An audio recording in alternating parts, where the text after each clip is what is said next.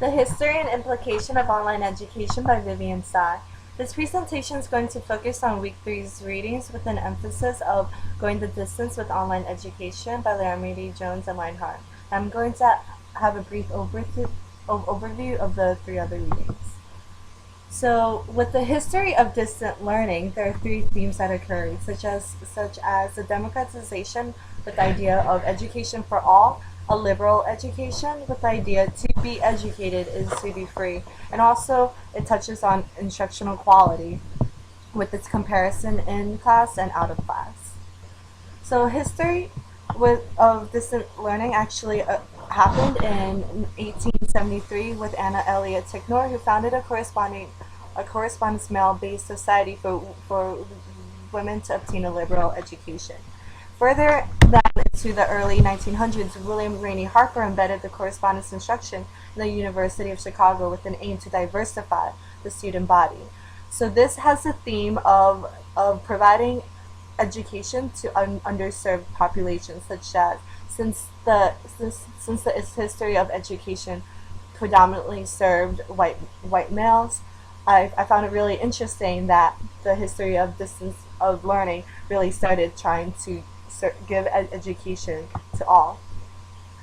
And then this distance learning is also considered as opportunist learning that offers the flexibility and to extend traditional academic settings. It also offers specific skills of a profession, and you can learn these new skills that are not offered anywhere else. And this brings into our theme of distance flexibility with the liberal arts education.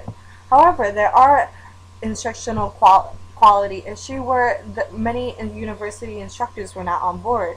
And because of the selection of these distance learning instructors depended on the extension director rather than the department head, many critics thought that distance learning instructors were not as qualified as in-class instructors.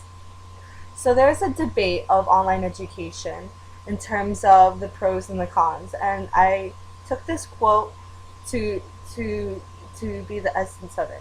For some, online education constitutes an unprecedented opportunity to overcome the limitations of traditional classroom instruction. For others, online education threatens the very essence of quality education. These reactions occur whenever pedagogic innovations challenge the classroom as a privileged scenario for learning and instruction, and the teacher is the ultimate source of knowledge and control. So there are some pros in the educational views to distance learning, such as the presentation of view, where information is presented in a variety of ways, such as audio and dynamic images and videos, and it is also creatively designed, and the visual representations support the content. Under the performance tutoring view, it has highly structured tasks and timely feedback, and allows for individualization of education. And a benefit for professors is that it encourages the re-examination and transformation of the pedagogy. Under the epistemic engagement view, distance learning is a versatile learning environment that creates a variety of engagement and interaction opportunities. And students first participate in inquiry and practice before seeking and understanding deeper concepts and skills. The pros, however, is that distance learning requires an honor system where a student is true to what the content he or she develops. And also the quality of instructors really yield to the quality of instruction. And there's that question where, will online learning become a commodity in the business model? Because if so, then the quality of education could be hindered. And there's also criticism as to how distance education can limit teachers' creativity with such a laid out curriculum. It also has a strict linear learning path, and it lacks the multi-dimension and multi-layered discourse applicable in classroom instruction.